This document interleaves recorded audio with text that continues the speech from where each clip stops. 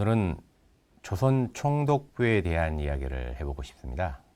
먼저 조선 총독부에 대한 간단한 정의 그리고 역사적 의미를 일단 쇄신시키기 위해서 하나의 글을 읽어드리겠습니다. 조선 총독부는 대한민국을 건국하기 전인 1945년까지 35년간 한국을 지배했습니다. 그동안 조선 총독부는 일제의 철저한 통제 아래서 한국인들의 인권을 엄격하게 제한하고 한국의 문화와 역사를 일제의 이데올로기에 따라 일본화하려 했습니다. 우리의 발의 뿌리는 한반도, 대한민국 영토 위에 국권이 서 있지만 동해가 사라져 있으며 전범 국가의 깃발 아래 대한민국의 위상마저도 추락하고 있습니다. 퇴보하는 정치의 몰락 극 한가운데 소위 토착 왜구라 불리우는 수많은 대물림되어 내려온 권력, 그리고 그들이 원하는 새로운 시대를 주창하는 뉴라이트, 어떤 빛일까요? 혹은 어떠한 오른쪽일까요? 그 권력의 기준점, 그리고 그들이 행하는 모든 일들이 시민과 국민을 위한 것일까요? 우리는 다시금 우리 스스로의 역사에 대한 인식을 일깨워 가야 합니다. 과거로의 회귀, 문득 지금 미디어에 나오는 현상들과 뉴스를 보면 다시금 조선 총독부가 부활한 것 같은 그런 생각이 듭니다. 우리는 지금 어느 나라에 살고 있는지에 대해서 매우 심각하고 그리고 내재적으로는 위협감마저 느끼고 있습니다. 지금 현재 대한민국에서 벌어지는 수많은 일들 중 시민의식과 상반된 많은 행태의 이벤트와 그리고 많은 사건 사고들이 벌어지고 있습니다. 그 기나긴 친일의 역사 속에서 대한민국은 과연 무엇을 해야 하며 어디로 가야 할까요? 우리의 삶은 왼쪽과 오른쪽이 나뉜 적이 없지만 항상 오른쪽을 주창하는 그들의 몸부림이 다시금 찬탈의 시대, 일제 강점기로 되돌아가고 있습니다. 과연 검찰과 경찰의 그 갈등이 시민을 위한 갈등일까요? 과거 일본 순사의 아래에서 짓밟혔던 대한민국 독립투사들과 민중들이 일제시대의 검사들, 다시금 목이 조이고 있는 그 현상 속에서 두 개의 권력이 충돌하는 것이 과연 시민을 위한 충돌일까요? 다시금 묻고 싶습니다. 있는 자리에서 과연 무엇을 위해 외치고 있는지 그들 자신에게 물어봐야 합니다. 그리고 그들은 다시금 그들이 주창하고 그들이 일깨웠고 독재에 항거했고 일본에 저항했던 그 아저씨의 마음을 가져야 합니다. 아저씨는 어쩌면 대한민국의 새로운 노동자들의 애달픈 항거의 목소리일 수 있습니다. 나의 아저씨, 그들은 아무것도 아닌 것에서 아무것도 아닌 아픔을 가슴속에 묻고 다시금 우리들 앞에 나아갑니다. 잊혀졌던 모든 것들에 대해서 다시금 목 놓아 자유를 외치는 것이 아니고 우리 스스로의 인간 존엄성과 뒤로 가는 천박한 정치에 대항하며 이제 나아갑니다. 문화마저 찬탈하려고 하는 이 현 상황에서 우리는 다시 새로운 드라마를 쓰기 시작해야 합니다. 지금은 상실의 시대, 지금은 찬탈의 시대. 우리는 다시금 목에 핏대를 세우며 대한민국의 독립을 외쳐야 합니다. 위대한 생각입니다. 감옥에서 만세를 불러 감옥에서 최후의 일인까지, 최후의 일가까지 떳떳하게 외쳐라.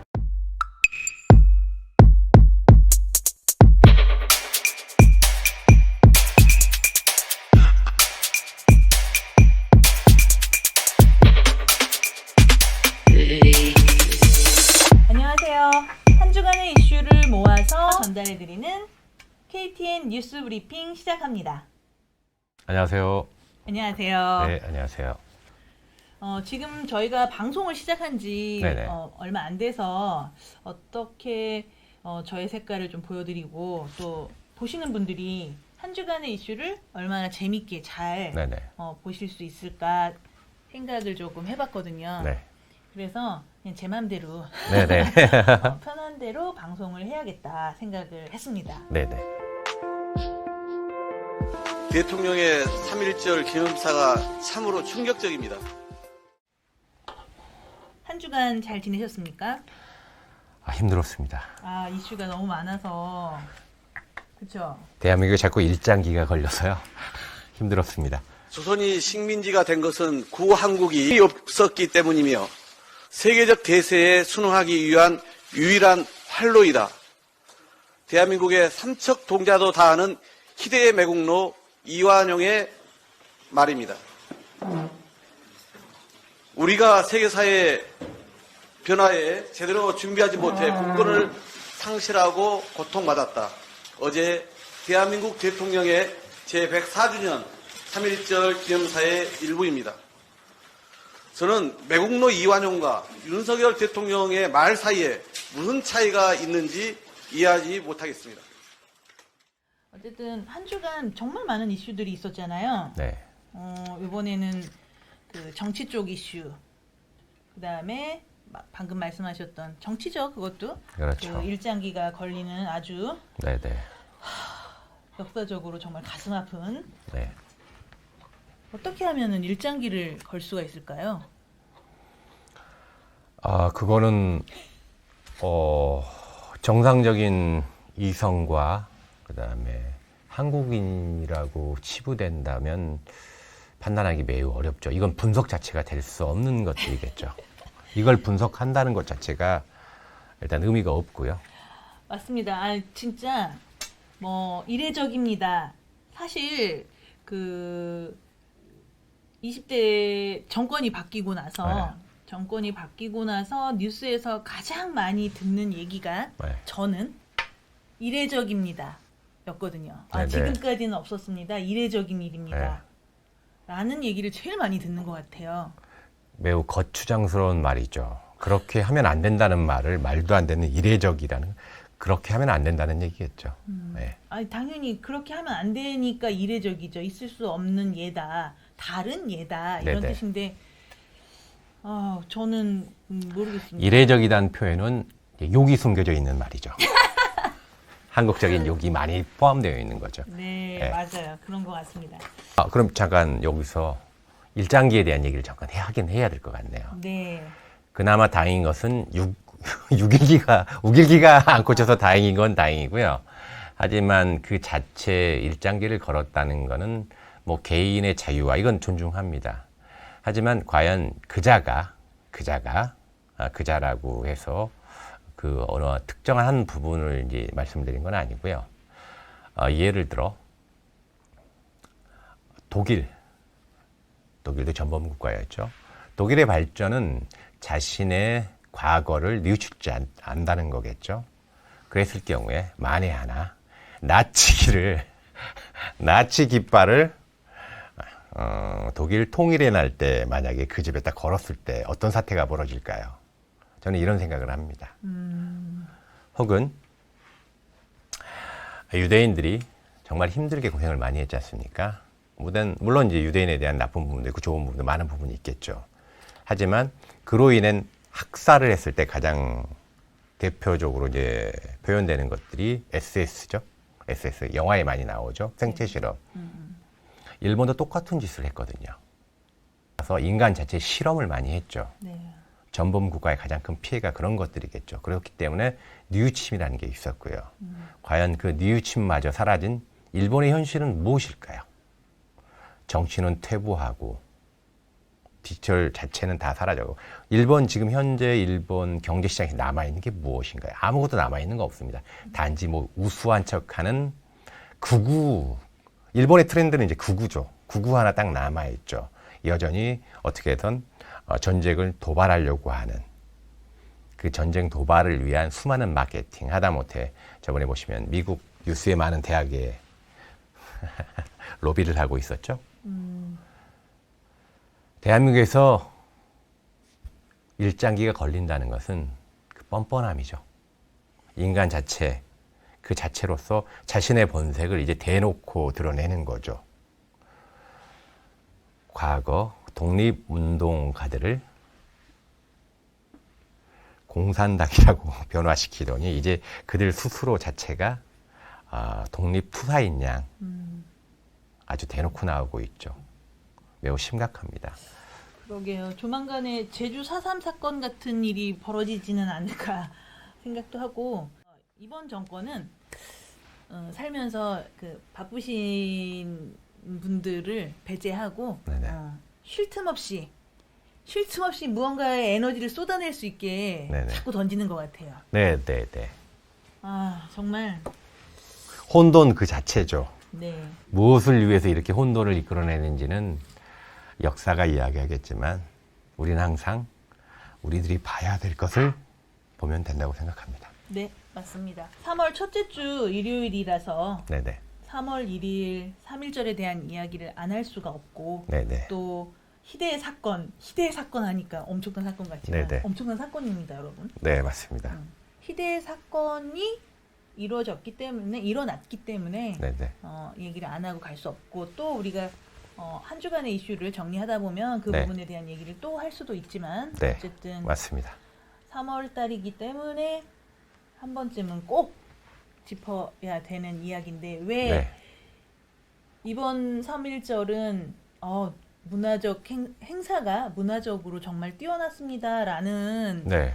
보도와 점점 해를 거듭할수록 그 3.1 운동의 정신과 그런 게 국민들 정서에 스며들어서 정말 잘 묻어나는 것 같은 행사였습니다. 라는 기사가 나와야 되는데 이건 정말 그 말씀하신 것처럼 우길기를 달지 않아서 다행이라고 생각을 해야 되는 지금 현실이 네. 욕을 부르죠. 네. 욕을 부릅니다. 모든 사람들에겐 변명도 있고 다 이해를 할 수 있습니다. 하지만 오늘만큼은 이완용을 이해해서는 안 되겠죠. 이해를 하시는 분들이 있을지. 어쨌든 정말 한 주간에 있었던 일 중에 네. 그 많은 일들 중에 탑으로 꼽히는 일이라고 저는 생각하고요. 과거 우리 그 아저씨들이 사회와 협력한 것을 지금 후대들이 지금 그대로 다시 되돌려받고 있는 거죠. 역사를 정리하지 않은 나라에 이게 참혹한 현실이 된 거죠.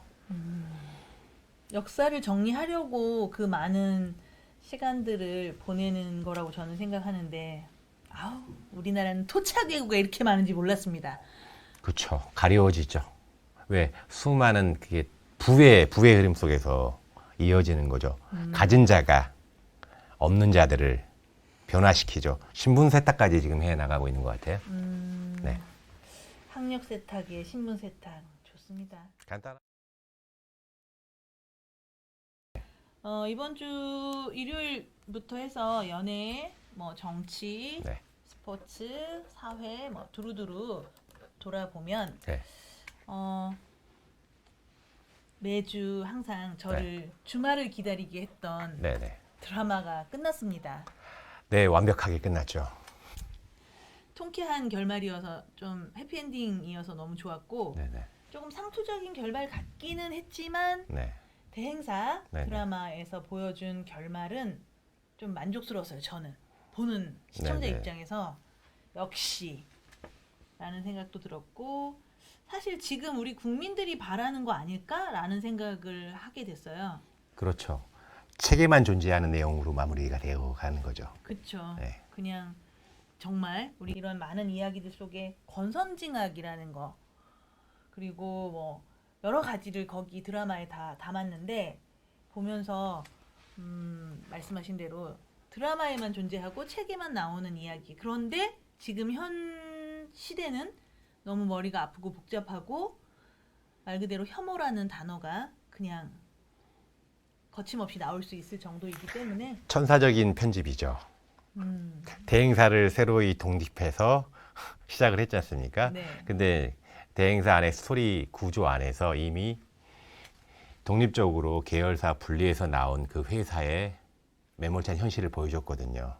어쩌면 이건 링 반대롱 같이 다시 이보용이라는 사람이 새로운 회사를 이끌었지만 다시 그 굴레로 돌아간다는 것을 암시적으로 보여주고 있지만 마지막 부분에서는 해피하게 보여주는 거죠. 그럴까요? 저는 보는 관점 결말을 그렇게 열어두는 건 보는 사람들이 생각할 수 있게끔 자기 좋은 대로 생각하게끔 하려고 열어둔다고 생각하는데 그 신데렐라가 그렇잖아요. 신데렐라가 내 구두를 갖고 나를 찾아온 왕자님과 만나서 그 후로 네. 오래오래 행복하게 살았습니다. 하지만 진짜로 행복하게 살았는지는 네. 알 수 없는 거죠. 동화니까 네. 그 후에 어떤 관점으로 보고 결론을 또 그렇죠. 만들어내느냐의 차이라고 저는 생각해요.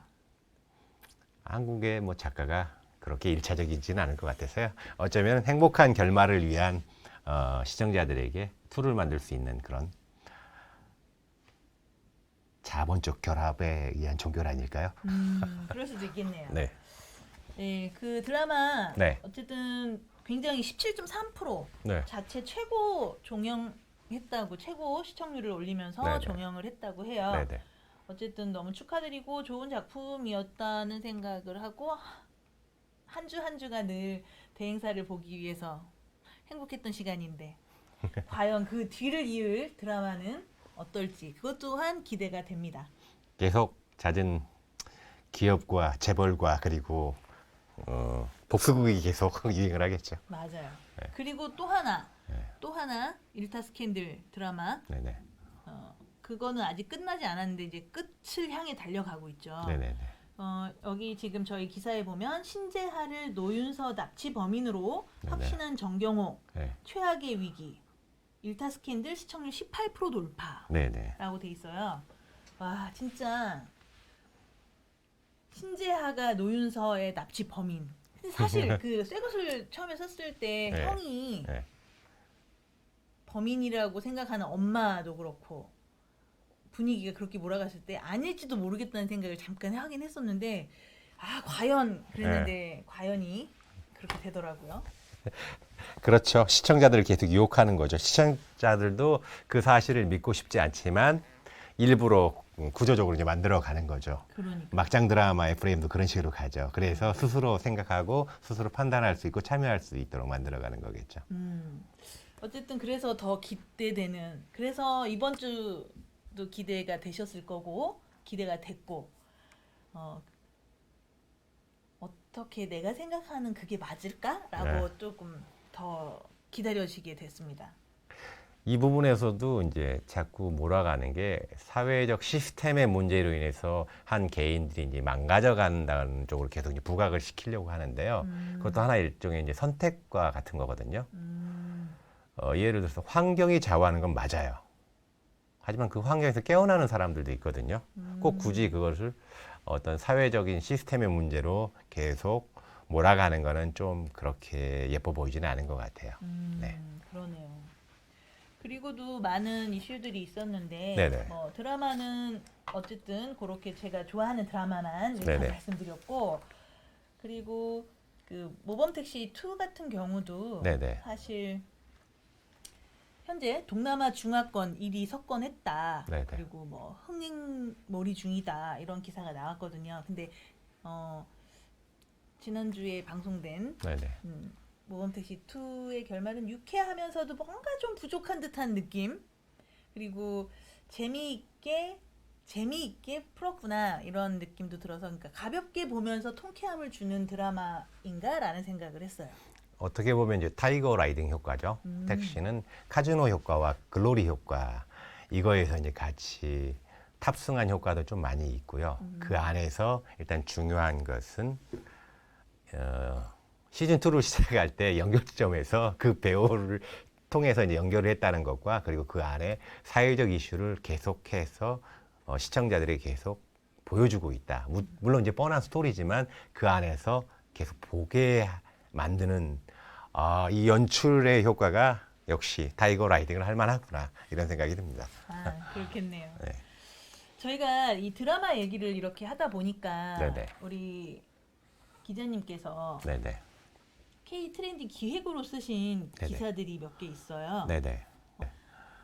그 기획 중에 보면 드라마에 관련해서 네네. 쓰신 기사가 있는데 네네. 그 중에서 좀 소개해 주시면서 이야기해 주실 만한 게 있을까요? 이게 현상과 현황이 네. 이제 다 같이 이어지고 있기 때문에 우리가 조금은 놓치거나 잊지 말아야 될 것들에 대해서 계속 생각을 하려고 합니다. 왜냐하면 같은 프레임에 계속 녹아들기 시작하면 어떻게 보면 시장의 변화와 트렌드의 변화는 물론 훌륭합니다. 하지만 이게 잘못되면 거대 자본과의 융화될 때 작은 것들이 거대한 것에 매몰될 가능성이 매우 높거든요. 예를 들어서 지금 현재 계속 드라마에서 한국적인 드라마가 계속 나오고 있어요. 하지만 중간중간에 또 일본 얘기를 안 할 수가 없네요. 일본 느낌이 너무 많이 드는 지금 외형은 한국 콘텐츠의 글로벌하지만 그 실질적인 내용 안에서는 과연 이게 한국 것인가? 일본의 문화를 전 세계로 지향하기 위한 자본적인 어떤 밑작업이 있지는 않는가 이런 생각이 들 경우도 있거든요. 그래서 그것을 최대한 배제를 하면 어떨까 하면서 부분적으로 지금 기획을 써 나가고 있는 것입니다. 우리가 잊지 말아야 될 것들, 한국의 기본적인 것이 지역화되면서 융화되고 발전되어 나가는 것은 매우 합리적인 현상이라고 봅니다. 이거를 이제 글로벌화되면서 이제 지역화되는 현상이거든요. 합해서 나아가는 것. 좋은 시스템은 받아들이되 변화되거나 바꿔야 될 부분에 대해서 이제 바꿀 수 있습니다. 하지만 그 안에 내포되어지는 배우의 연기 안에서도 물론 한국적인 컨텐츠가 있죠. 하지만 그 배우를 아름답게 만들 수 있는 조명에 대한 미학이 있을 수가 있겠고 미술에 대한 또 어떠한 미학이 있겠죠. 한국 미술은 어떻게 보면 이제 비어 있거나 선의 아름다움이 좀 많이 포함되어야 되죠. 헐리우드 시스템에서는 선보다는 동양화하려는 매우 이상한 어떻게 보면 뭐 영국을 숭상하거나 파리를 숭상하는 그런 느낌을 동양으로 변화시키면서 헐리우드 시스템을 적용하려고 하는 것 같거든요. 그래서 이제 가급적이면 그걸 벗어나기 위해서 지금 시리즈로 계속 나가고 있습니다. K 컨텐츠 그리고 K 컨텐츠에는 정말 많은 게 있거든요. 뭐 아름다움도 있고 음악도 있을 수 있고 브랜드에 대한 것들도 있고요. 그래서 일단은 정치 트렌드도 문화의 심각성을 줄 수 있기 때문에 조합해서 지금 분할시켜서 계속 나아가고 있습니다. 그래서 특별하게 어느 한 기사에 대한 것보다 전체적인 걸 전체를 보게 되면 이제 하나의 맥락을 보게 될 수 있을 것 같습니다. 네, 말씀 잘 들었습니다. 네네. 또 그 기획으로 해서 네네. K 트렌드 기획으로 해서 유튜브 트렌드에 대해서 네네. 기사를 올리셨더라고요. 네네. 이 부분에 대해서는 뭐 유튜브에 관련된 다양한 것들을 올리신 것 같아요. 말씀하신 네네네. 것처럼 큰 틀에서 어떻다라고 하는 부분들을 네. 쓰신 것 같은데 조금 간략하게 기획으로 올라와져 있으니까 네네. 각 분야마다 좀 다르겠지만 간략하게 조금 이해하면서 보기 좋게 네네네. 그 기사를 읽었는데 이런 거야라고 느낄 수 있는 것들이 있다면 어떤 것들이 있는지 말씀해 주세요. 유튜브가 어떻게 보면 이제 시대 흐름을 바로 표면적으로 표출해주는 문화 현상이거든요. 그래서 이제 제가 이제 파악한 것으로는 2022년도에 유행했던 것들이 23년에도 특이점이 없는 이상 계속 이제 이어나갈 것으로 보이거든요. 그래서 이제 2022년도에 가장 대표적인 게 어떤 거냐면 하이퍼 리얼리즘 콘텐츠라고 하는데요. 그냥 일상적인 거 있잖아요. 일상적인 소재를 사실적으로 그냥 묘사해서 계속 공감을 일으키죠. 내 옆집 아저씨가 오늘은 뭐 먹는 것 같지만 이게 나하고도 계속 연관이 되어지는 거죠. 이런 공감을 자아내는 하이퍼 리얼리즘 콘텐츠가 계속 인기를 타는 이유는 간단하죠. 왜?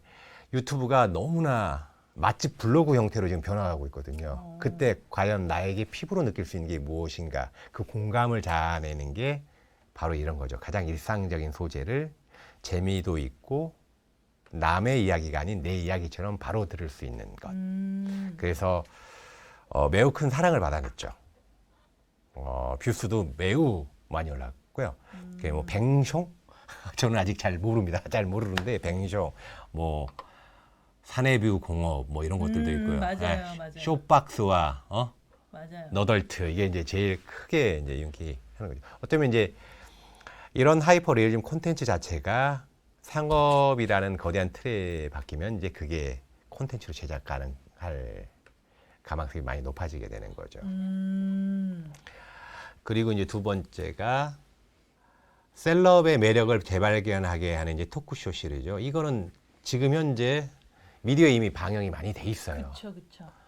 예를 들어 현재 종편에서 대부분이 계속 토크쇼 비슷하게 지금 하고 가고 있거든요. 이거는 어떻게 보면 이미 유튜브 자체 내에서 너무나도 이제 파장을 일으키고 콘텐츠화 되고 있으니까 공영방송 그리고 시스템 내에서도 이 소스를 가지고 가서 지금 계속 만들고 있는 거죠. 네. 그리고 이제 세 번째 좀 트렌드화되고 있는 거는 크리에이터들의 이제 면모를 보여주는 그런 맞아요. 그런 것들이 많이 하고 있죠. 예를 들어서 그 있잖아요. 그 스케이트 선수. 아, 네. 윤기 씨. 맞아요. 그 사람 자체가 콘텐츠인데 거기다 또 금메달까지 갖고 있지만 그런 크리에이터들의 보이지 않았던 것을 이제 보여주는 것들이죠. 네. 요 근래 그 뭐죠? 그 슈가라는 사람이 슈가라는 사람이라고 하면 되겠죠. 그분이 슈가라는 그분이 이제 과거 얘기를 잠깐 했죠. 이게 거대한 그 선망이 되었던 그런 큰 빅스타가 조그만 사소한 옛날 이야기들 이런 것들이 가끔 이제 소재로 들어왔을 때는 파급 효과가 매우 크죠. 왜? 그렇죠. 힘들어하는 젊은 청년들에게 저 사람들이 성공할 수 있었던 게 어떻게 보면 그런 사회적인 현상이 있었구나. 그러면서 많은 배움을 가질 수가 있겠죠. 그래서 크리에이터들의 새로운 면모가 우선 잘하는 것도 있겠지만 실제 상황에서 못하는 부분 그리고 과거에 대해서 그 역사적 발전감을 보여주는 것들. 그렇죠. 유튜브의 매력이라면은 콘텐츠의 다양화. 그렇죠. 하고 또 말씀하신 것처럼 그런 부분들이 있는데 또 네. 유명인들은 또 하나의 그 유명인들은 자신들이 네네. 컨텐츠다 보니까 네. 그런 사람들이 유명 셀럽이 되기도 하고 네네네네. 자처하기도 하고 그런 것 같기는 해요. 그렇죠. 유명하다고 무조건 될 수 있는 건 아닌데 자꾸 이제 무언가 한국의 그 기본적인 비즈니스가 노래방이 시작되면 모든 곳에 노래방이 시작되죠. 그렇죠. 그것과 똑같이 이제 자본력을 바탕으로 해서 조용히 살겠다는 사람들을 계속 만들어가죠. 원할 때 하는 건 좋다. 하지만 이제 돈을 벌기 위해서 하는 거는 그건 좀 아니라고 생각하는데 지금 너무 많이 발생하고 있어요. 맞아요. 사실 이거는 좀 오래된 얘기이기도 하지만 2020년도인가 그 김난도 네네네. 트렌드 코리아에서 네네. 세포 마켓이라든지 뭐 이런 단어들이 막 나올 때 네네. 지금 현재 벌어지고 있는 이 일들이 실제로 일어난 건데 그렇죠. 그때 트렌드 코리아에서 얘기하는 네네. 그 단어들이 그 해에도 발생했지만 사실 시간이 조금 더 지났을 때 그게 훨씬 더 자리를 잡아가고 그런 현상들이 확실하게 눈에 보이게 일어나더라는 거죠. 네네, 맞습니다. 그래서 지금 이 유튜브 트렌드에 대한 K 유튜브 트렌드에 대한 기획을 제가 기획 기사를 이렇게 보면서 네. 와 정말 제가 옛날에 접했던 그런 정보들과 어우러지면서 야 이런 게 이렇게 현실적으로 진짜 눈에 띄게 네. 그냥 찾아야지 보는 게 아니라 진짜 그렇게 그냥 스치듯 지나가다 네네네. 발에 걸리듯이 네네네. 보여지고 있더라고요. 그런 부분에서 참 좋은 기사 내용이다. 그리고 또 유튜브를 준비하시는 늦었다고 생각할 때가 가장 빠르다. 제가 제일 네네. 좋아하는 말이지만 그렇게 해서 시작하시는 분들에게는 또 다른 준비를 할 수 있는 네. 내용이지 않을까 그런 생각을 좀 해봤어요. 네, 맞습니다. 유행을 따라가는 건 매우 중요합니다. 그리고 시스템을 따라가는 것도 매우 중요하고요. 이제 사회 고발성 유튜브 중에서 이제 정치 유튜브가 많이 있지만 그 중에서 이제 경제로 오직 금전적인 네네. 돈벌이를 위한 가장 심각한 문제가 뭐냐면 유튜브를 만들기 위해서 정말 많은 고뇌와 시간을 쏟은 사람들의 유튜브가 그대로 카피되어지고 있는 이 현상, 이게 좀 많이 좀 심각해지고 있죠. 그래서 이제 일반 유튜버들이 그건 하지 말아야 된다는 이야기를 계속 이야기하고 주창하고 있습니다. 하지만 법 제도 하에서 그건 거의 불가능한 게 현실적인 거거든요.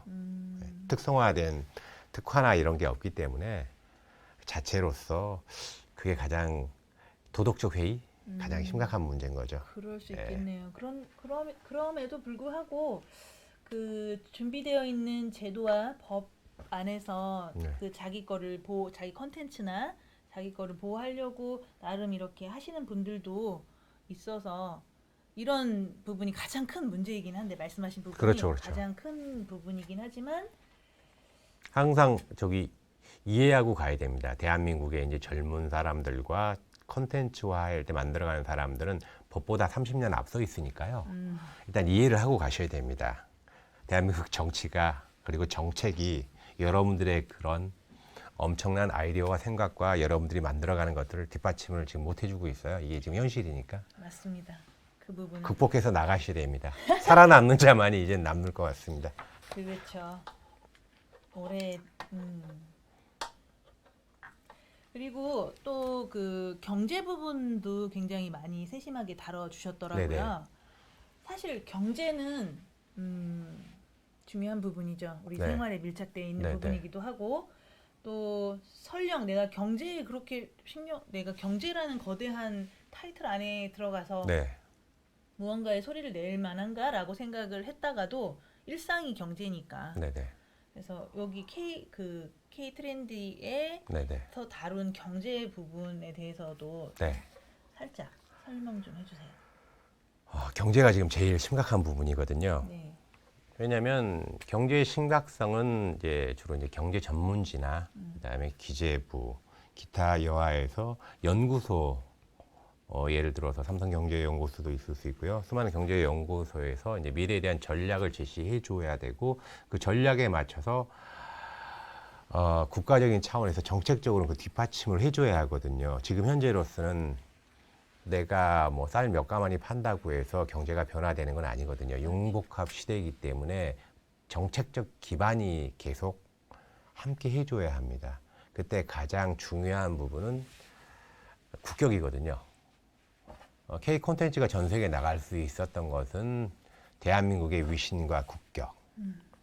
정말 수많은 사람들이 기업인들이 만들어갔던 것들이 쌓였기 때문에 폭발적으로 이게 지금 성장을 할 수가 있었는데 불과 6개월 만에 지금 거의 나락으로 떨어져 가고 있거든요. 맞아요. 코로나 시대 때만 해도 대한민국 성장률이 거의 1, 2위에 버금갔지만 지금 현재에서는 저기 필리핀 뭐 알지도 못하는 나라보다도 지금 성장률이 계속 내려가고 있습니다. 맞습니다. 가장 큰 이유는 어떤 수출이나 뭐 이런 산업에 현재 자본을 갖고 있는 자들이 국내 생산성보다는 이제 해외로 많은 투자를 계속 하고 있어요. 그 그래프는 계속 올라가고 있고요. 그 자체는 대한민국과의 어떤 친화적인 정경 유착이 아니라 정경의 그 상생 효과 이런 것들이 많이 지금 부족한 현상이고요. 그 가장 부족한 현상의 1위가 그전에는 재벌가의 오너가 리스크였는데 지금 정치 리스크입니다. 예를 들어 지금 말도 안 되는 일이 벌어지고 있죠. 삼성은 무너질까? 정책적인 뒷받침이 없으면 무너질 수도 있습니다. 아무리 뛰어난 기업도 하다못해 미국과의 상황에서 삼성이 과연 살아남을 수 있을 것인지 이거 정말 심각한 사태고요. 맞아요. 그리고 기재부나 이쪽 정책, 경제 관료들이 계속 호도하고 있어요. 마치 좋아질 것처럼 현실을 냉혹하게 바라보고 그 도표를 통계를 가지고 조작을 해서는 안 되고 통계의 냉혹함을 던져줘야 국민들과 기업들이 보다 나은 개선점을 찾아낼 수가 있는데 일단 그 통계 자체와 그다음에 거대 족벌 그 신문사 그리고 그에 향응하는 전문지들이 일단 같이 호응해 나가는 것 같아요. 어떤 그 경제 전문 교수님이 그렇게 했잖아요. 믿을 수가 없는 상황이라고. 어떻게 모든 경제 이슈의 문제점을 과거 정권으로 내몰아서는 안 되거든요. 경제는 경제지 거기서. 하지만 중요한 것은 지금 현재 사회 구도 속에서 세계 정치 현상 안에서 경제가 지금 같이 움직이고 있거든요. 전쟁의 가장 큰 저번에도 말씀드렸지만 러시아와 우크라이나 이 정치적인 현상 속에서 누가 돈을 벌고 있냐? 미국 기업이 지금 돈을 벌고 있죠. 한국 기업 돈을 벌고 있을까요? 그러면 한국 기업들이 살아남을 수 있는 방향을 지시해야죠. 자, 이게 제가 위대한 생각에서 잠깐 조선 총독부 얘기를 했거든요. 대한민국 지금 경제 현황이 어떻게 되어 있냐면 해방을 얼마 안 넘겨놓지 않은 대한민국인 것 같아요. 미국의 폭고, 가장 힘센 깡패 미국 밑에 일본, 거기에 이제 순응하게 만드는 대한민국. 이거 매우 심각한 상황이거든요. 그렇죠. 경제 나락에 빠져 있는 어떻게 일본은 이미 대한민국하고는 비교 대상이 될 수 없는 나라거든요. 맞습니다. 거기에 미국의 폭거에 대해서 강력하게 이야기를 하고 싸워 나가야 되는데 경제인들이 아무리 싸우면 뭐 하나요? 그렇죠. 정책이 바보 같으면 경제에는 리스크가 매우 심각해지는 거죠. 그러니까요. 미국이 제안하는 것들로 삼성이 위기에 몰린 것처럼 보여지는, 물론 그 기업이 위기기는 하겠죠. 지금까지 10대 팔던 거 뭐 한두 대 팔까 말까 하는 상황이 된다면. 그런데 우리 삶도 힘들어 죽겠는데 대기업 걱정하자는 게 아니라 경제 얘기를 하다 보면 어쨌든 우리나라라는 나라가 굳건하게 있어야 국민들도 그 안에서 열심히 살고 먹고 살려고 했던 부분이 위로 올라갈 수 있는 비전이라는 게 있는 거잖아요. 경제적으로 이 나라의 경제가 탄탄하게 있어야. 이게 이제 국가에서 하는 트렌드에 맞춰서 거대 메가 트렌드에 맞춰서 나가야 될 정책 추진 자체가 너무 엉터리고 엉성한 거죠. 합법적으로 누군가를 봐주면 이건 매우 심각한 상황인데 정말 이들이 알고서 이러한 정책을 하는지 몰라서 하는 건지조차도 지금 경제 전문가들은 분석 자체가 지금 어려워하고 있거든요. 간단한 예를 들어서 중국이 뭐 우리하고 왼수를 진 적은 없는 것 같은데 뜬금없이 중국에 대한 맞아요. 미국을 따라가는 정치 현황 속에서 경제를 같이 몰아붙이면 경제는 무너질 수밖에 없죠. 하나의 제품 만들기 위해서 얼마나 많은 기업들이 화합해서 만들어야 되는데 말도 안 되는 정책에 말도 안 되게 따라가는 정치 현실 속에서 경제가 거의 이거 잘하면 올해 안에 무너질 수도 있을 것 같아요. 상황이. 그럴 것 같아요. 네. 뭐 일단 정치와 경제, 나라하고만 연결되면 사실 시간이 모자라요. 네네네. 그리고 매번 할 때마다 답답하니까 얘기를 하게 되는 네. 거고, 답답하니까 기사를 찾아보시는 거고. 네. 그래서 조금 우리나라에 대한 현 상황이 어떤지 지금 당장이 아니라 그런 걸 찾아보시는 분들은 미래에 대한 준비를 하시는 분들이라고 저는 생각을 하거든요. 그런데 말씀하신 정확한 수치도 내놓지 않는다, 정확한 수치를 공개하지 않는다. 국민이 자각하면 자기들이 힘든가 보죠. 국민이 자각해서 내가 힘든 게 나의 잘못이 아니구나, 원천적으로 나의 노력이 바닥이 되게 만들어버리는 현 정책이 문제구나를 자각할까봐. 독선적이고 독단적이라고 얘기를 하죠. 왜냐하면 콩나물 가격이 얼마인지 모르는 상황에서 기조의 틀 상황에서 마치 국민들이 낸 세금을 사유화해서 기획을 한다는 느낌까지 들 정도거든요. 그건 이제 똑똑한 사람들이고요. 네네. 그냥 잘 모르고 그냥 힘들어, 삶이 힘들어, 난 열심히 일하는데 뭐가 잘 안 되는 것 같고 해서 돌아보고 그래서 조금 찾아보거나 살펴보면 문제는 말씀하신 것처럼 그런 부분인 거죠. 보편 타당한 정책이라고 보지 않을 수밖에 없는 이유가 이런 거죠. 노동력은 노동 국민이 되거든요. 세금도 국민이 내고요. 맞아요. 하지만 전기료를 대기업은 조금 내고 국민은 많이 내고, 물론 과거 새마을 운동 시대에는 그렇게 했어요. 경제 성장을 위해서 기업을 확산시켜 줘야 되니까. 하지만 지금 현재 과연 그게 합당한지, 노동시장에서도 그게 안 좋다는 건 이미 레포트로 다 나와 있거든요. 그러니까요. 하지만 노동자들을 착취해야만 경제 성장을 이룬다는 그 프레임을 계속 만들어서 인간의 존엄성까지 지금 찬탈해 가고 있는 거죠. 그 일환으로 부자 감세가 같이 되는 거예요. 여기서 부자라는 것은 1%를 얘기하는 게 아니고 100대 기업을 얘기하는 거죠.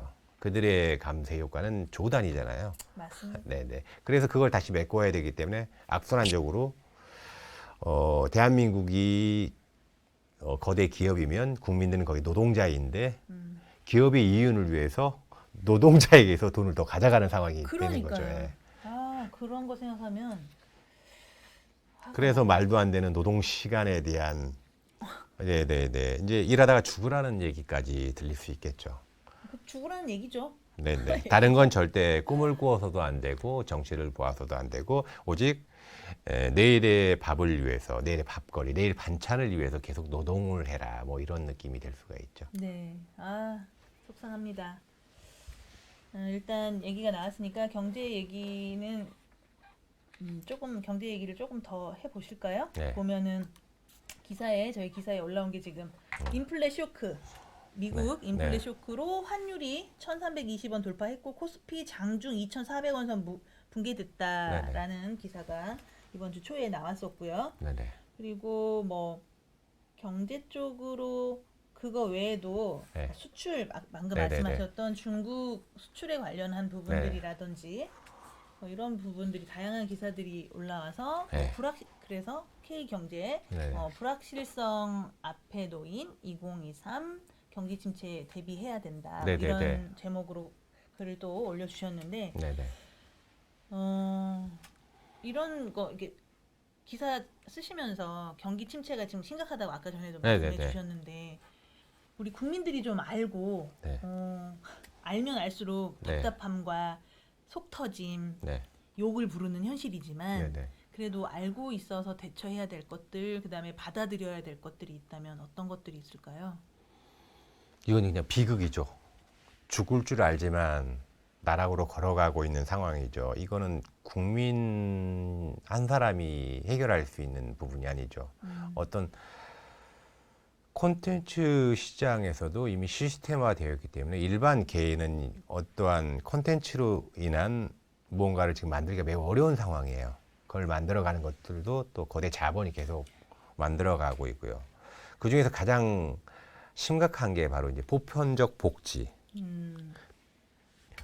그리고 평등적인 기회, 그게 상실되고 있기 때문에 창의성이 지금 사라져가고 있는 거죠. 아무리 열심히 일하면 뭐 그게 유통시장에 들어갈 수 있는 사회적 구조가 없기 때문인 거죠. 그렇기 때문에 말씀드릴 수 있는 것은 일단 정부에서 하는 일들에 대해서 일단 다시금 되짚어 보시고 50% 넘는 사람들이 정부 정책에서 반대로 가면 일단 돈을 번다는 얘기까지 나오고 있으니까요. 신뢰성이 이미 사라져가고 있죠. 그렇기 때문에 스스로가 미디어 리터러시라는 미디어 교육을 일단 스스로 받아야 돼요. 중요하다고 생각합니다. 내 비치는 경제 기사를 일단 다시 되짚어 봐야 돼요. 그래서 흔히 이곳은 타당성이 있다고 하는 그런 경제 기사를 봐야 되겠죠. 예를 들어서 경제 기사는 물론 많은 매체가 있지만 엄청 많죠. 민중의 소리에서 나오는 그 경제 기사를 보면 보다 현실적으로 많은 시장을 경험할 수 있을 겁니다. 그리고 경제에 대한 그 교육적인 부분도 많이 있고요. 맞아요. 저는 최백운 교수님 네네, 물론 맞습니다. 예를 들어서 그런 경제학자들이 정말 많이 있거든요. 케이블만 봐도 정말 종편에 수많은 경제학자들이 나와서 늘 똑같은 얘기를 합니다. 집 사라고 얘기합니다. 주식 사라는 얘기를 하고 있죠. 우리는 최백운 교수는 그런 말 안 하던데요? 네네, 절대 얘기하지 않죠. 그래서 그런 미디어를 정확하게 볼 수 있는 게 지금 많이 필요한 거죠. 지금 경제를 알기 위해서는 일단 미디어에 대한 나의 관심도를 높이고 그러기 위해서는 일단 그 유튜브마저도 계속 지우면서 보세요.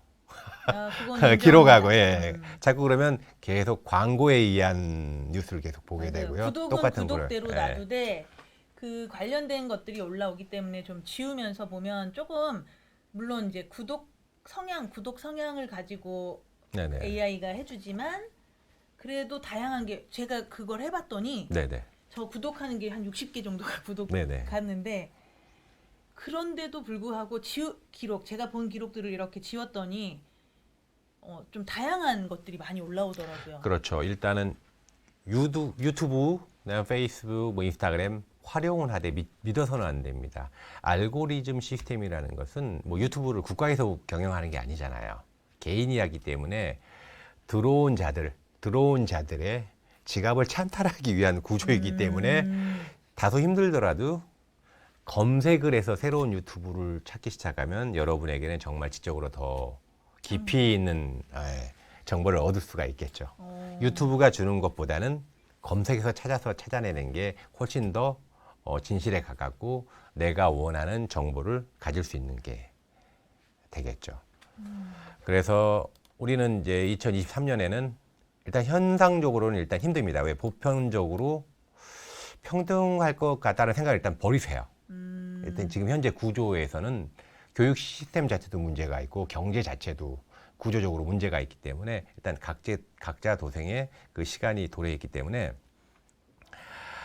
이러한 뭐 침체나 이런 깊이는 계속 나빠질 수밖에 없어요. 그나마 이제 좀 국가 자체에도 전문 정책가나 전문 경영인이 와서 보편적 복지를 말하며 배제되어 있는 사람들을 경제시장으로 다시 이제 데리고 올 수 있는 어떤 획기적인 방안이나 후원이 있지 않고서는 절대 먼저 선제적으로 나가서는 안 됩니다. 지금은 찬탈의 시대, 경제도 마찬가지로 거대한 미국에 의해서 찬탈되고 있는 현상이기 때문에 일단 수많은 아이디어는 내재하고 표출하지 마세요. 내재하고 때를 기다리셔야 됩니다.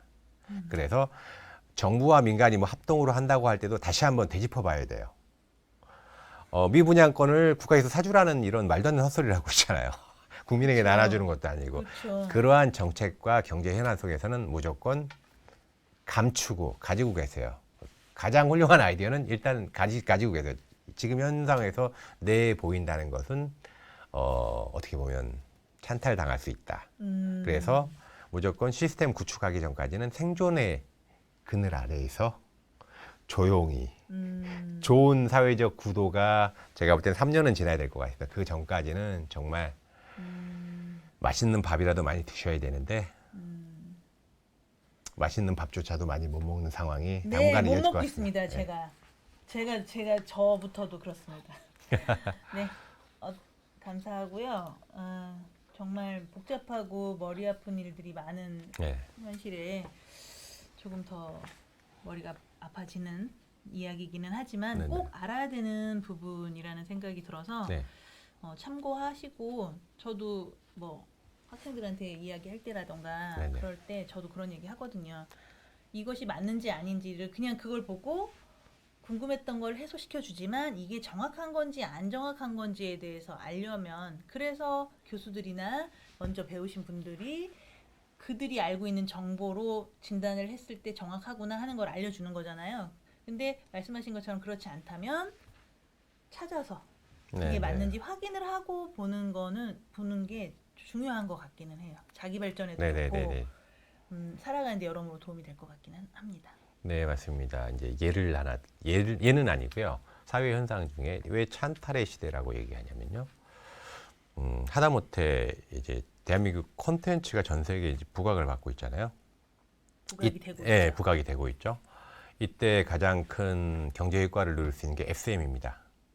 SM을 누가 가지냐에 따라서 새로운 시대를 또 만들어갈 수도 있겠죠. 이런 자유 경제 시장에서 뜬금없이 정부의 어떠한 스피커가 등장한 경우 이것 또한 매우 심각한 거거든요. 계속 그래서 지켜봐야 한다. 왜? 어떻게 보면 이건 제 생각입니다. 찬탈의 정부가 문화까지 침투할 수 있는 상황이 벌어진다 보면 얼마나 정말 수많은 경제 안에서 경제라는 그 활성화를 표방하지만 실상은 뒤에서 뒷거래가 많이 이루어질 수 있는 확률이 너무 많은 시대이기 때문에 향후 1, 2년간은 매우 조심해야 된다. 이런 생각이 듭니다. 한 주간 많은 이슈들 때문에 혓바늘이 돋았어요. 이슈 때문이라고 하기에도 그렇지만 어쨌든 열받죠. 속상한 일들이 너무 많고 진짜 이게 방송이니까 네. 언어 순화하느라고 그렇지만 이제 욕 많이 했습니다. 제가 욕을 사랑하는 사람인지 처음 알았습니다. 이슈 중에 정말 말을 안 할 수 없는 게 하나 있죠. 역사상 지금까지 이런 일은 없었다. 네. 그래서 다들 아시겠지만 이재명 네네. 더불어민주당 대표 체포안에 네네. 대한 부결이 나기는 했지만 그거에 네네. 대해서 며칠 동안 계속 지금 얘기들이 나오고 있잖아요. 뭐 당내에서 이렇다 저렇다 뭐 색출론부터 해서 여러 가지 이야기들이 나오고 있는데 네. 우리 박 기자님께서는 네네. 이재명 대표의 그 불체포 특권 발의라든지 이런 부분들 일단 부결은 났지만 네네. 일어나는 현상들 그리고 그 다음에 이재명 대표의 행보들 네. 이런 거에 대해서 어떻게 보셨나요? 일단 이걸 뭐라고 해야 되죠? 뭐라고 하기를 떠나서 그냥 그 사람에게 정치인의 가장 중요한 건 연설이겠죠. 연설.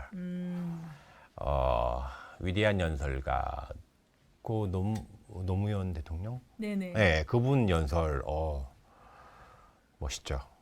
그 안에는 깊이와 철학이 많이 보이죠. 지금 이 시대의 연설 중에서는 이재명 대표의 연설을 보면 그 사람이 왜 이렇게 압색을 많이 당하는지 좀 이해가 될 것도 같아요. 어떤 예를 들어 부분이요? 그렇죠. 예를 들어서 마땅히 정치인이라면 당연히 해야 될 것에 대해서 이야기를 하는데 이 당연한 것이 고귀하고 숭상되어진 정치 그 위대한 고소에 나오는 그런 문의가 되어가고 있는 대한민국의 정치적 현실인 거죠. 일장기를 다는 나라인데요, 뭐. 그렇죠. 일장기를 다는 나라에서 그런 연설은 도시락 폭탄이 날아오는 상황이겠죠. 예. 예를 드니까 이재명이라는 대표가 정치인 이재명이 연설을 할 때는 항상 중심이 있어요. 중심이.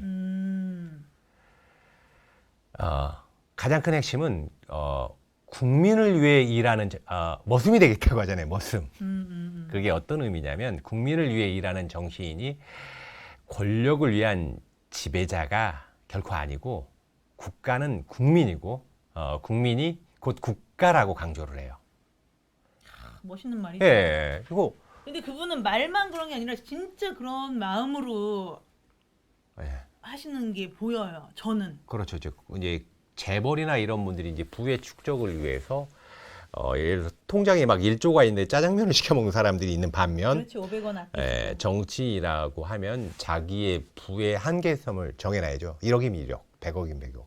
그 다음부터는 이제 자기 것이 아니니까 사회 무조건 환원을 해야죠.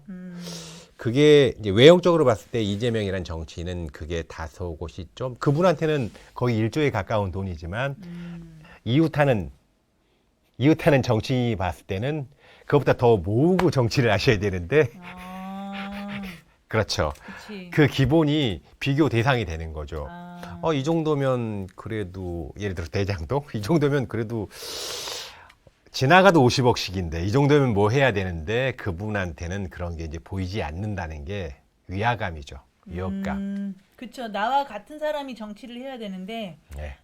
나와 다른 생각을 하고 또 그런 거 있잖아요. 뭐 물론 그런 사람들은 자기와 같은 생각을 해서 내 주머니 챙기려고 해서 만나서 이거를 해도 사바사바를 해도 네네. 자기 주머니에 덜 들어갈까봐 앞에서 같이 모의했던 사람 치는 어떻게 사람이 보면 되겠지만 가난은 죄가 아닌데 가난이 죄가 되는 어느 현 시점에서 가난한 정치인이 가장 무섭죠. 왜? 자기의 부가 이동될까봐. 아 근데 제가 정치 얘기하면서 드는 네네. 생각인데 요즘 드라마를 보면서 네네. 뭘 느끼냐면 그걸 느껴요. 지금 가난한 정치인 막 이렇게 얘기했는데 요즘 드라마에서 제일 많이 제가 네네. 보는 드라마에서 제일 많이 나오는 말이 뭐냐면 네네. 네가 잃는 게 많을 것 같아, 내가 잃는 게 많을 것 같아라는 말이거든요. 최근에 방영되는 드라마들도 그렇지만 과거의 드라마를 제가 다시 보기를 하고 있는데 그게 이제 드라마 안에서만 존재하는 이제 언어들이죠. 이제 과거에는 많은 것을 가진 자가 더 많이 읽기 때문에 겸손함을 자체하죠. 표면적으로. 하지만 현실은 이제 그런 건 존재하지 않습니다. 그걸 제일 잘 아시는 분이 적게 잃은 분은 더 많이 잃게 됩니다. 아니 근데 그걸 정말 네. 잘 아시는 분이 이재명 대표인 것 같아요. 그게 이제 이런 거죠. 대한민국이 주권 국가로서 가장 중요한 것은 평화거든요. 평화는 안보라고 이제 주창하는 극우 세력들이 많이 있는데 군대도 안 갔다 온 자들이 자꾸 이제 국방에 대해서 이제 위험에 대해서 얘기를 하는데 여기서 중요한 거는 일본이 가장 많이 써먹는 게 분단된 대한민국을 가지고 그들을 정치적으로 이용하고 경제적으로 이용하는 부분이 많거든요. 맞아요. 그래서 항상 평화를 외치는 자들은 공산당으로 공산당이라는 게 프레임이 이제 계속 씌워지고 있고요.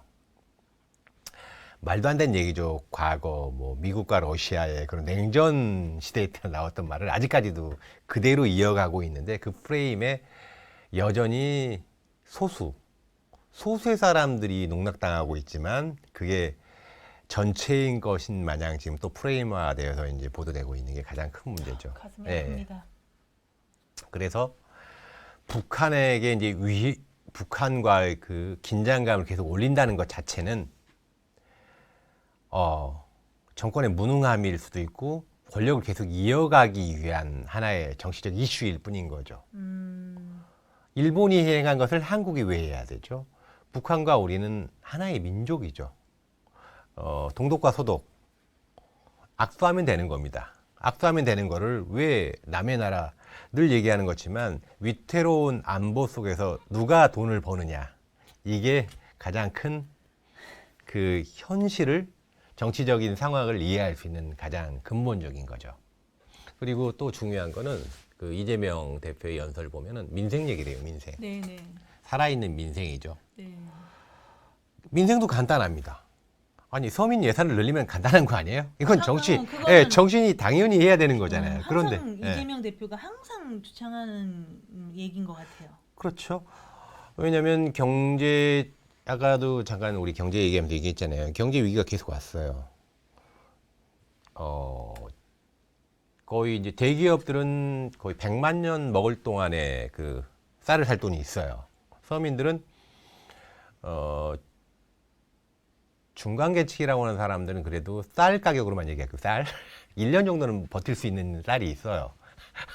하지만 서민은 100만 년이라고 말씀하시는 거는 네. 부자가 망해도 3대가 먹고 산다라는 그 표현의 부자들을 말씀하시는 거죠? 그걸 이제 넘어섰어요. 과거에는 그 뭐죠? 유전자적 구조에 의해서 3대에 넘어가면 당연히 회사가 망해야 되는데 당연히 이제 회사는 망하지 않죠. 왜 시스템화 되어 가고 있기 때문에. 그리고 정책과 정치가 같이 대기업이 세습화와 정치의 세습이 지금 같이 이루어지고 있어요. 가장 큰 게 바로 일본이 그렇게 돼 있죠. 그래서 일본이 지금 거의 패망 국가인데 전쟁을 자꾸 야기시키려고 하는 거고요. 그래서 이런 대전환의 시기 때 누가 과연 서민을 위해 쓰고 있는지 간단합니다. 입법 발의 누가 했는지를 보면 돼요. 서민을 위한다고 했는데 과연 서민을 위해서 누가 하고 있는지. 그러고 보니까 네. 진짜 현 여권 여당 네네. 쪽에서는 법 발의할 때 보면 네네. 진짜 민생 그 국민들을 위한 많겠지만 네. 제가 관심 갖는 것 쪽에서는 네네. 없는 것 같아요. 아니 법 발의를 하는데 맨날 무슨 기업에 뭐 좋은 거, 그다음에 뭐 기업들이 뭐를 하는 데 있어서 정책적으로 이런 게 걸림돌이 되니까 그 법을 바꾸는 거, 저 드라마 보는 것 같아요. 그렇죠. 그래서 유람선이나 이런 거 탔을 때 정치인 3명이 주면 아름다운 세상이 된다는 그게 왜 나올 수밖에 없냐면 사고 현장이 발생했을 때 제일 앞에 이제 나가서 일을 하시는 분들이 시민이에요. 사고가 나면 시민이 그 사람을 구해요. 그 다음에 정부 시스템, 안전 시스템에 의해서 119, 그 다음에 112가 이제 출동하게 되는 거고요. 그런 상황 속에서 정치인이 하는 것은 무엇이냐? 위원회를 만듭니다. 사람을 살려야 될 시간에 위원회를 만들죠. 그렇죠. 그 위원회에서 그들이 행하는 것은 법이라는 것을 발의하고 그 다음에 뭘 할까요? 예산 집행을 하죠. 세월호 위원회에서 도대체 무엇을 했을까요? 정치인들의 위원회. 간단하죠? 그때 제일 앞에서 아픔 당한 시민들과 함께 단식하며 같이 있었던 그 정치인들을 국민들은 기억하죠. 잠깐 이슈적으로 나와서 장관이라는 직책을 가지고 나온 사람들, 아니면 정치인 이름하에 나와서 사진놀이에 집착하는 그 정치 쇼의 일환들, 이게 가장 큰 문제죠. 이재명 대표의 연설문에서는 그런 것들이 좀 많이 부각되지 않아서 너무 좀 좋은 것 같더라고요. 시장 한복판에서 연설을 하잖아요. 그렇게 뜨거운 눈물을 흘리면서 연설하는 거 처음 봤어요. 왜냐하면 자신과 같이 생활했고 그렇기 때문에 자기가 하지 못했던 것들을 시민들에게 나눠주고자 하는 그 연설, 그게 바로 진정한 K정치가 나아가야 될 바로 기본적인 거죠. 정치인으로서 마땅히 해야 될 일을 하고 있는데 탄압의 대상이 되었죠.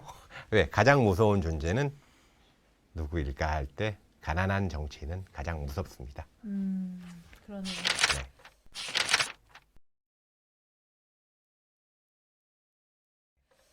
자, 그러면 다음은 KTN 현장 네네. 한번 둘러볼 텐데, 이번 주 KTN 현장은 저희가 고양시 고양 특례시 시청 관련한 기사를 계속 연속해서 보도를 하고 있는데요. 네네.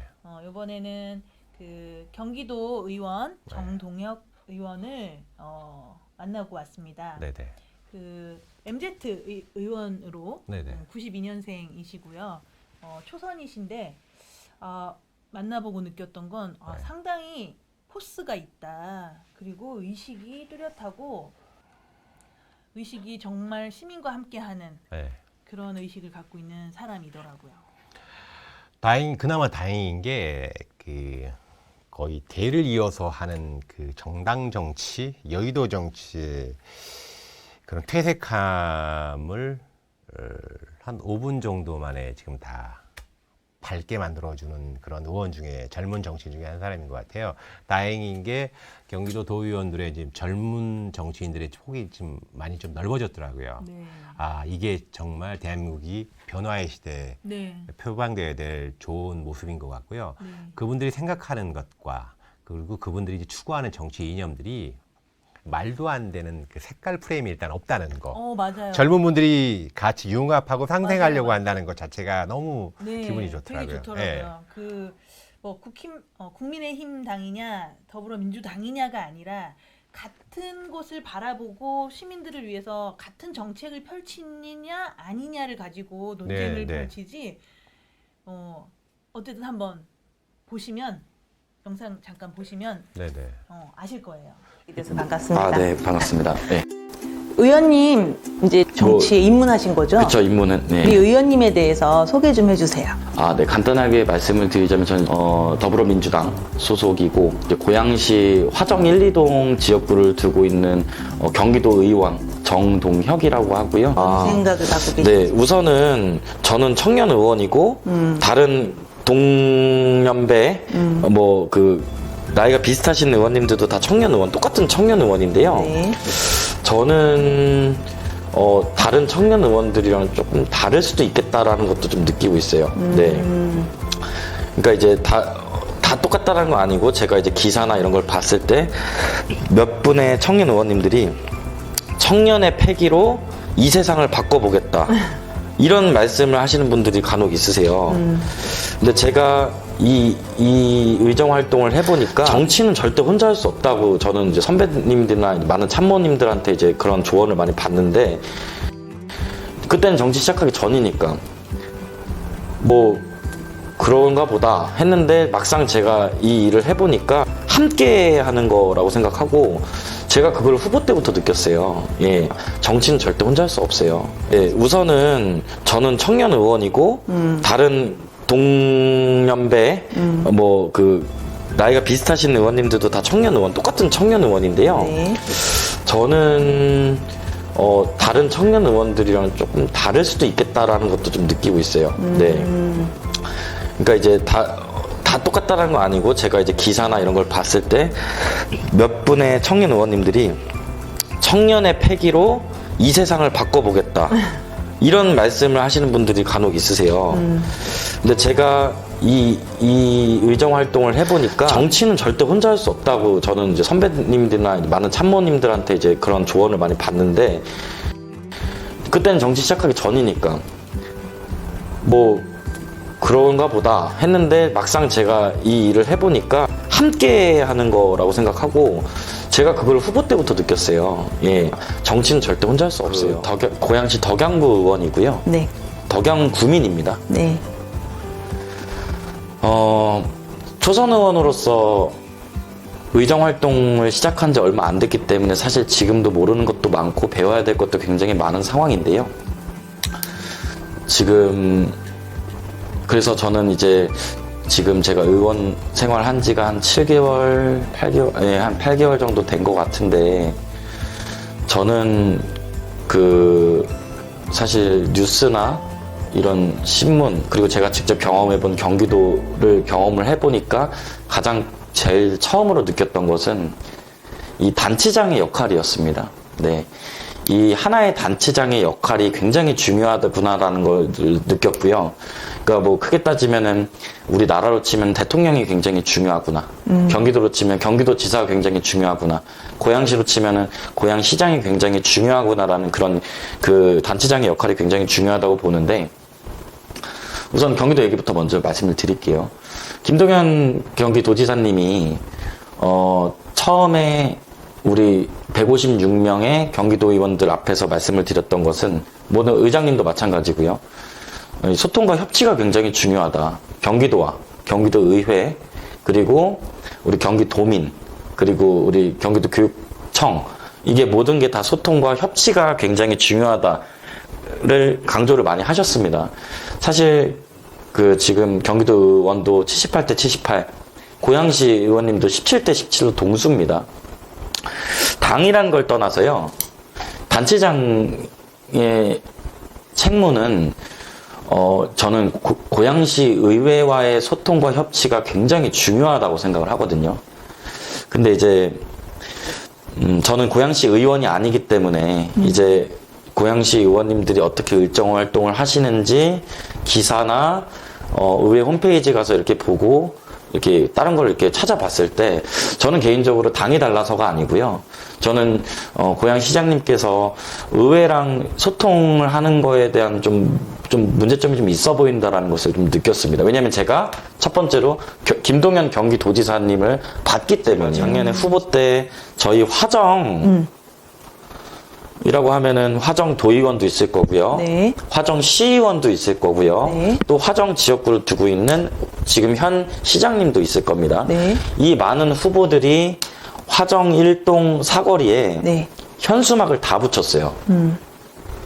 저뿐만 아니죠. 모든 시장 후보님, 도의원 후보님, 시의원 후보님들이고 모든 분들이 화정 1동 사거리에다가 붙인 현수막이 뭐였냐면은 바로 화수역 신설이었습니다.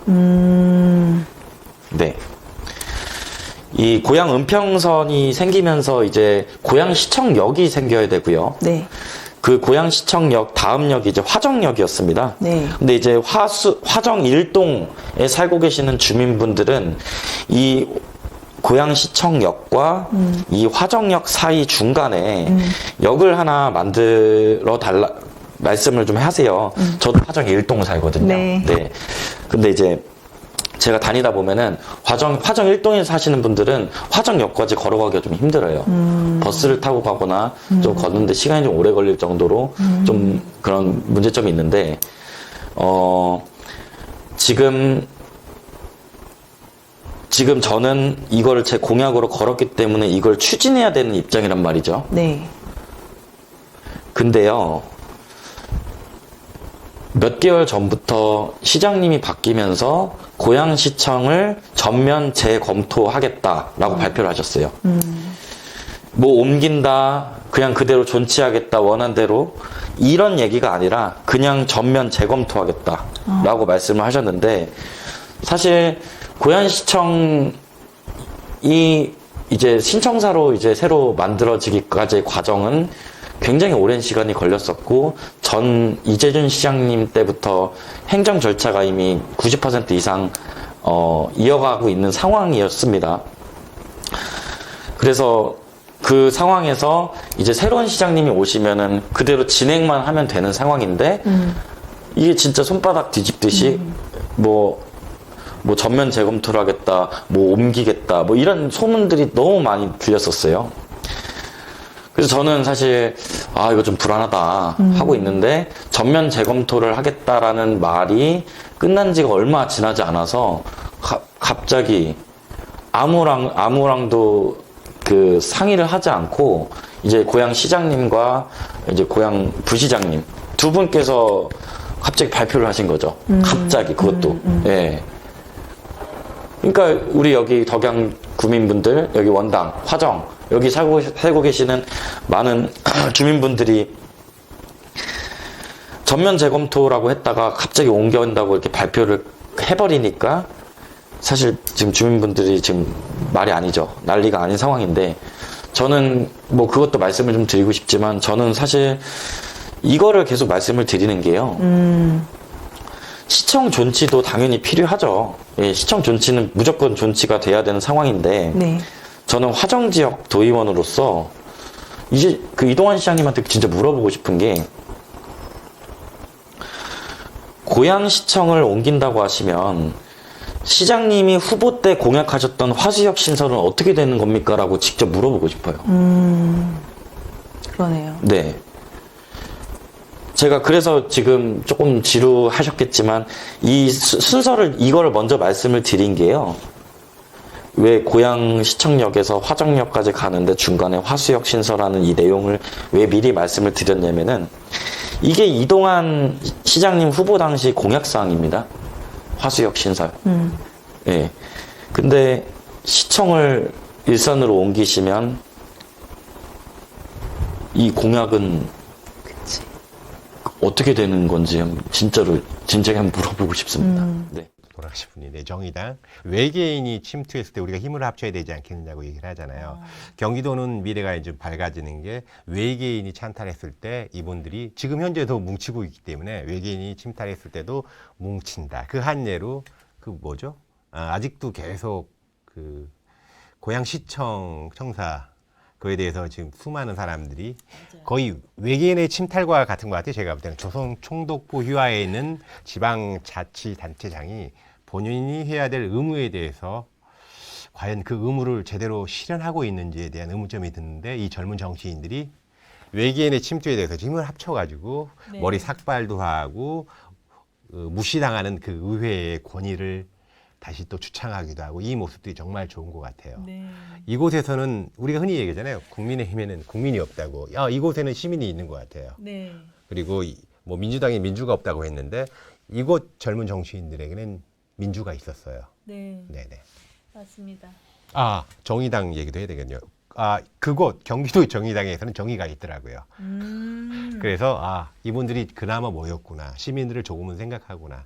하지만 그 안에서 이제 깊이 있게 들어가다 보면 500명이 좀 넘게 모시더라고요.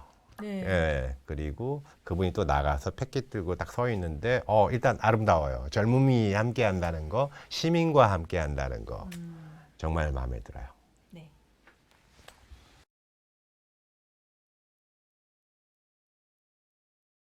권민혜님, 지난 시간에는 뭘 배웠죠? 민법 107조. 네, 뭐였죠? 내거 금반지. 그렇죠.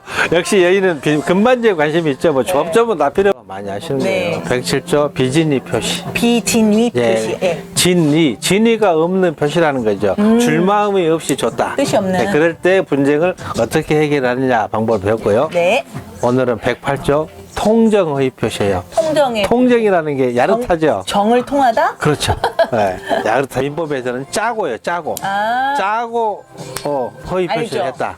통정매매. 그렇죠. 그러니까 갑이라는 친구가 을을 믿고서 3억을 빌려줬어요. 네. 근데 세상에 그냥 빌려줄 일 없죠. 을이 5억짜리 집이 있어요. 네. 그러니까 그걸 보고 내가 못 갚으면 이거로 내가 갚을게 했어요. 근데 그 3억을 말 안 먹어버렸어요. 근데 이 갚고 싶겠어요? 돈을 잃었으니까 안 갖고 싶죠. 뭐 양심 있으면 갖고 싶다 하지만 갚을 수도 없고. 네네. 그러니까 이제 갑이 3억을 받기 위해서 채권 변제를 받으려 합니다. 받는 방법이 여러 가지 있겠죠.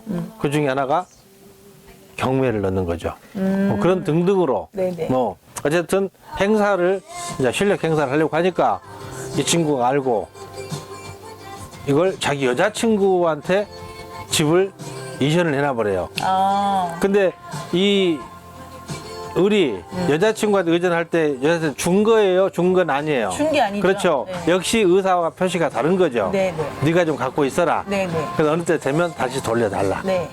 이거 이게- 만약에 안 돌려주면 비진이 그걸로 107조로 찾으면 되잖아요. 역시 공부했기 때문에.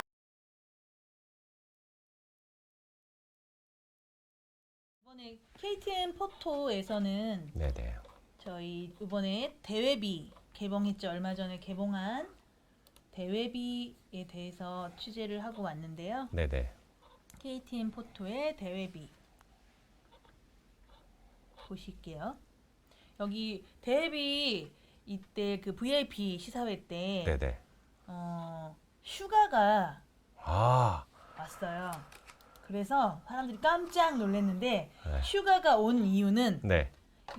이성민 배우 아, 분하고의 네. 친분이 있다고 하더라고요. 네네. 그래서 저희 이제 기사에도 났는데 네. 슈가와 이성민 배우와의 관계. 그래서 저희 기사에는 네. 스타가 된 이유 있었네. BTS 슈가 데뷔 이성민과 에피소드 공개. 네네. 데뷔 전 생활고 고백. 와 정말 그 가치관과 인생에서는 정말 멋있는 것 같고 이게 그 배우하고도 많이 맞는 것 같아요. 이성민 배우. 네네네. 데뷔를 말씀하시는 거예요? 슈가를 얘기하시는 거예요? 슈가와 이성민 배우 두 분의 그 남자 그 두 분 다 매우 힘든 과거가 많잖아요. 근데 역경을 겪고 나서 나중에 이제서야 이제 좀 개런티라는 부분이 많이 이제 올라가게 된 거죠.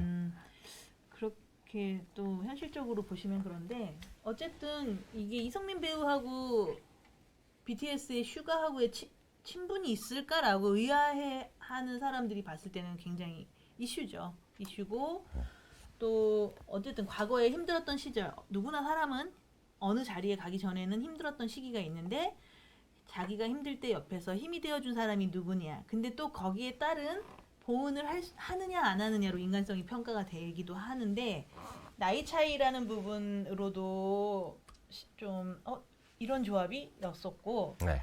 또 뭐 말씀하신 것처럼 과거에 두 분이 두 분 다 과거에 네. 힘들었던 시기가 있었다라는 거 네. 그런 부분들에 있어서는 굉장히 좋은 것 같고 어쨌든 대회비 홍보 때문에 이 사람들의 조합을 이런 거 있잖아요. 자랑하고 싶어서 항상 자랑하고 싶은데 자랑할 시기 때를 못 맞춰서 갖고 있던 것이 네네. 어떤 자리가 됐기 때문에 드러나게 되는 경우들이 있는데 저는 이 경우가 그런 게 아닌가 싶어요. 물론 배우들은 영화라는 작품을 통해서 연예인들 간의 친분을 과시하기도 하고 그래서 VIP 시사회를 하기도 하는데 만들어진 게 아니라 진짜일 것 같아서 너무 좋았고. 네네. 제가 이제 일단 칭찬하겠습니다. 그 데뷔라는 영화적 마케팅은 매우 성공적인 것 같고요. 그다음에 이 슈가 이분이 또 이미 해외에서 지금 완전체가 아닌 개인으로 갔지만 이미 매진되고 다 완성되고 높았죠. 그만큼 슈가라는 그 사람의 가치가 이미 증명되고 있는 거죠. 한국 콘텐츠도 증명되고 있고. 근데 이게 영화와 뮤지션, 음악, 그리고 또 BTS, 한국의 콘텐츠까지 화합돼서 하나의 너무 훌륭한 마케팅. 이거 진짜 마음에 들어요. 네. 예, 감사합니다. 어쨌든 많이 오셨네요. 예, 저희 영화 많이 사랑해 주시고 며칠 있다가 인터뷰 때 다시 또 찾아뵙고 깊은 얘기 해드리겠습니다. 이렇게 와주셔서 정말 고맙습니다. 감사합니다. 네, 정말 감사드린다는 말씀밖에 드릴 게 없고요. 저희 영화가 그렇게 뭐랄까요? 아니 뭐 알아서 판단하십시오. 제가 뭐라고 하겠습니까? 예, 뭐 이렇게 찍었고요. 이렇게 만들어졌습니다. 예, 그래서 뭐 극장에 와서 뭐 이렇게 한번 보는 것도 나쁘지 않을 것 같다 이런 생각 드리고 기자님들 그 영화 보시느라 정말 수고 많으셨고 지금 뭐 하품도 하시고 하시는데 저녁 잘 챙겨 드시고 맛있는 거 드시고 오늘 귀한 걸음 진심으로 감사드립니다. 감사합니다. 네, 간단히. 이 동네에서는 공천 이꼬르 당선. 이거 무조건 이기는 판이다. 진짜로 부산을 움직이는 분이 따로 계십니다. 이런 일 아무나 시킬 수 있습니까? 우리는 막 졸업버린 공천 받을 줄 알고 돈 빌려드렸는데 왜 나가리가 됐구가. 이거 진짜 핵폭탄이다. 터지면은 대한민국 TV 지는 거다. 해보자. 이 해운대 아들 전해웅이가 끝까지 싸우겠습니다. 확실하게 조져야 됩니다. 부산 한번 뒤집어 엎을 거야. 한발 삐끗하고 왔다 뒤집는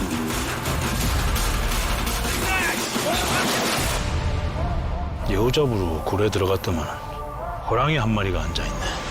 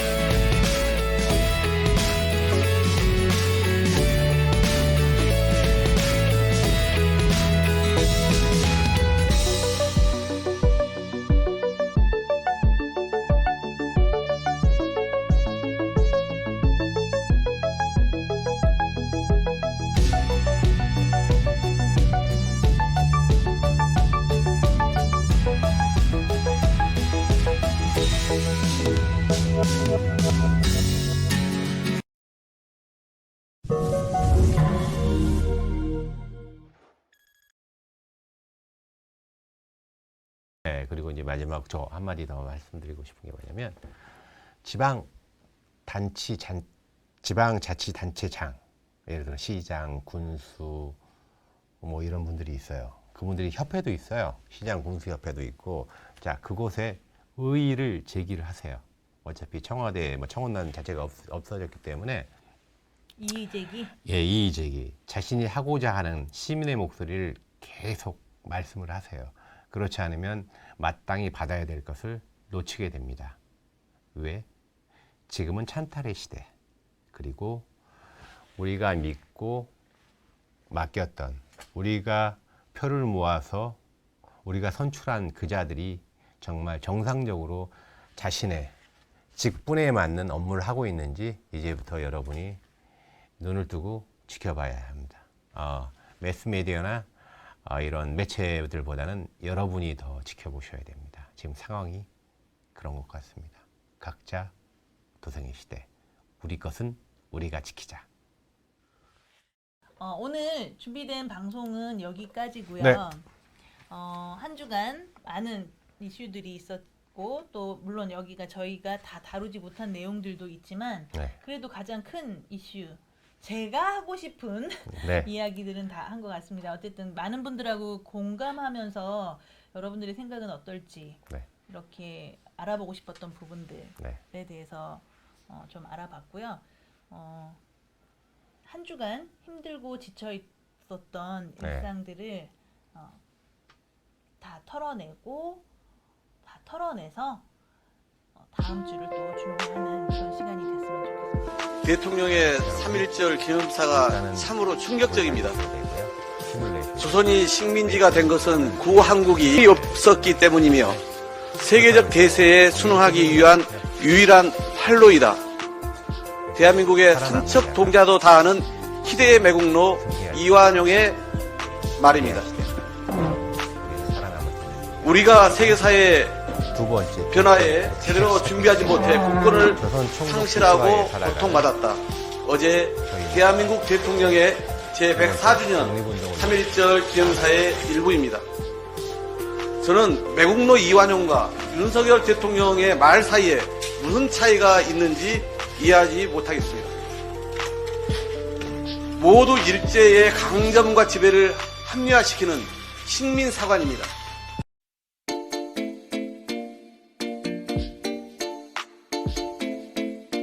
대통령의 3.1절 기념사가 참으로 충격적입니다.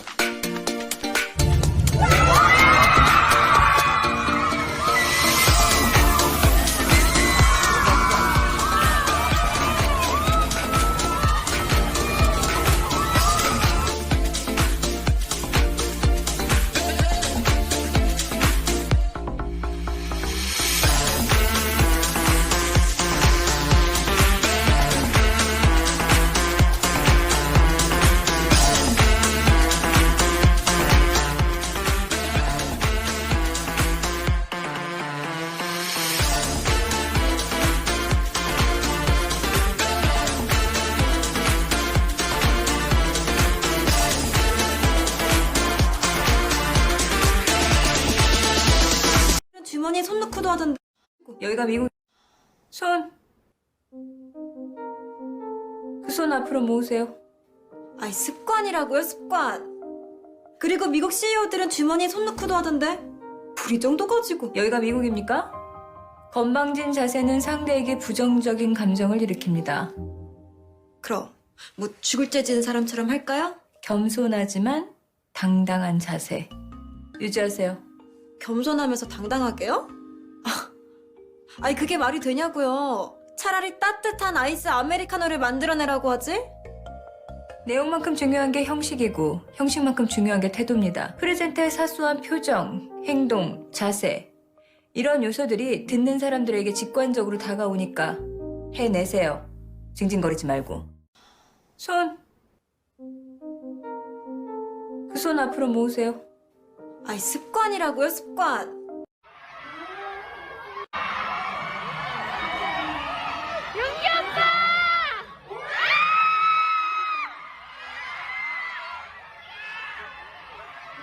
에서 네. 감사합니다. 와서 왼쪽도 봐주시게 보시고요. 야.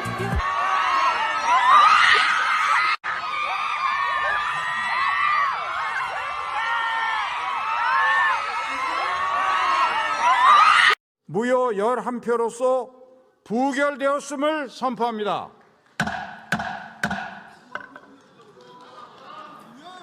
굳이 의미를 해석하자 그러면 부결이냐 무효냐 이것 아니겠습니까? 논쟁 자체가. 만약에 무효로 간다 그러면은 저게 일종의 부결보다는 가결 쪽에 가까운 성향을 띌 수도 있는 것이고 부결이 쪽으로 아니니까, 예, 예. 그렇죠. 대표 체포 동의안.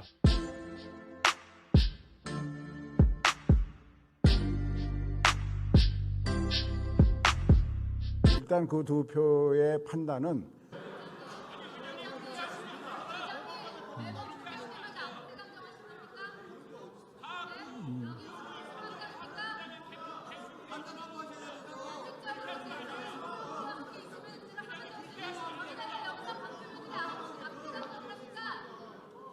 자, 그렇게 진행을 해 주세요.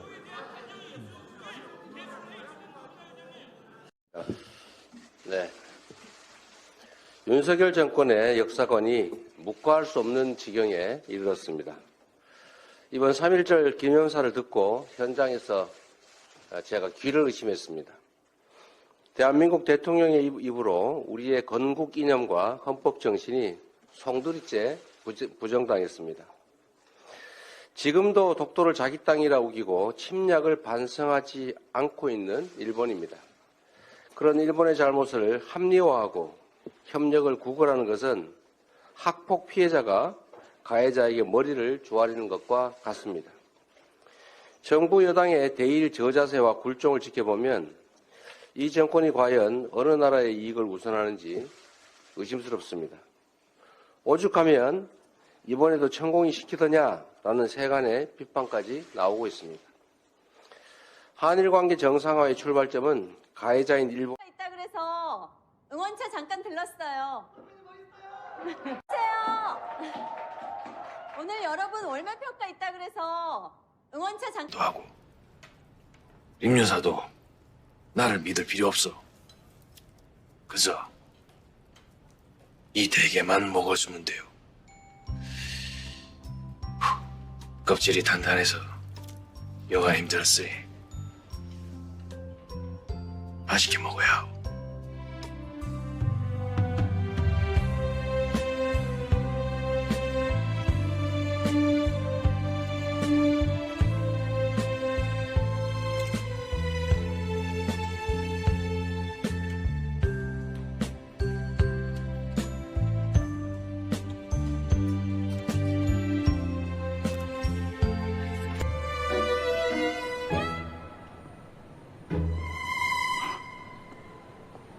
왜?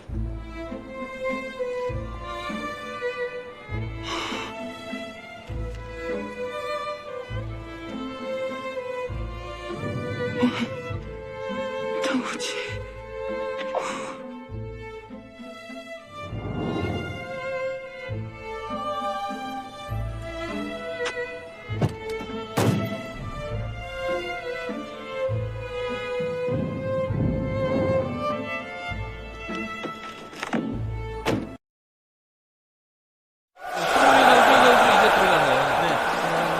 때는 58분입니다. 오늘 조금 늦게 66분입니다. 그렇습니다. 움직임이 상당히 영리한 선수입니다. 그렇습니다. 자, 트레이입니다. 왼쪽 밀어주고 있어요. 손흥민입니다. 손흥민! 완벽한 도트럼의 조커입니다. 손흥민 콤비네이션. 네. 야, 이 교체가 1등 그렇습니다. 완벽한 골이고요. 완벽한 퀸의 패스였습니다. 네. 뒷공격 온사이드 그리고 오른발 완벽한 마무리. 온사이드에서 완벽한 타이밍의 질수와 또 완벽한 어시스트 타이밍이에요. 네.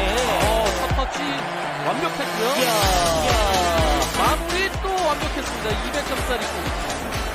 케인이 싸워줬고 손흥민을 봤죠. 네. 저런 이제 손흥민 케인의 합작에서 정말 긍정적이 없는 깔끔한 작품이 나왔습니다.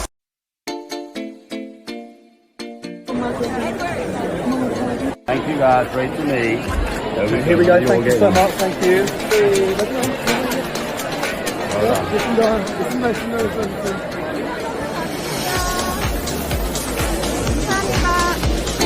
마지막, 네.